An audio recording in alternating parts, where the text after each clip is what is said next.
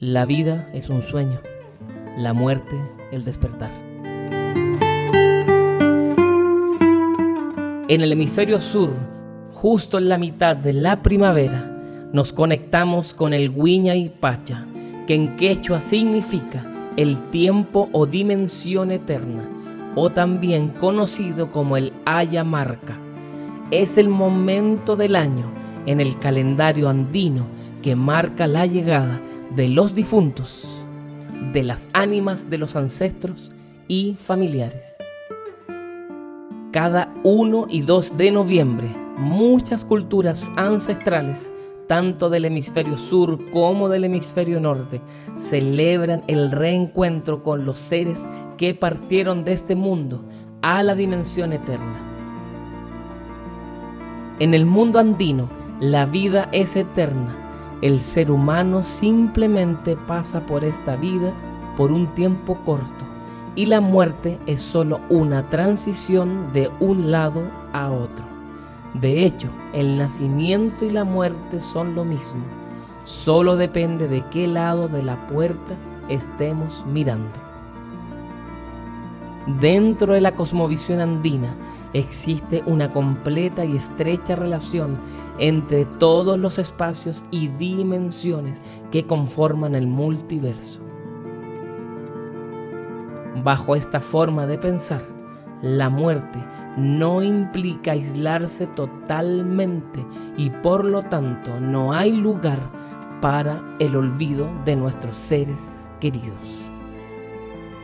Una tradición que en los Andes, como en muchos otros lugares, coincide con la tradición católica del Día de Todos los Santos, fecha impuesta por los colonos a la llegada de las Américas. En los cielos del hemisferio sur, en estos tiempos, la Cruz del Sur, famosa constelación del cielo austral, que es una de las representaciones estelares de la chacana, geometría sagrada andina, se encuentra invertida en la bóveda celeste y es el momento, según las creencias originarias, donde se abre el portal multidimensional para los muertos. El velo que antes separaba las realidades, que dividía el mundo de los muertos y el mundo de los vivos, desaparece por un momento, ya no está. Por lo tanto, es una oportunidad única de conectar con aquellas y aquellos que dejaron la vida. Es un encuentro para compartir con la familia viva y con la familia ancestral. Los vivos esperan a las almas con esmero y se preparan con anticipación. Los nichos, mausoleos y tumbas en los cementerios son arreglados con flores, alimentos, velas y más. Como también en los hogares de cada familia se espera a los difuntos con hermosos altares y ofrendas de todo tipo. Sobre todo con aquellas cosas que el ser amado gustaba en vida. En cada cultura los objetos, alimentos y ofrendas que se colocan en los altares y cementerios varían según cada tradición.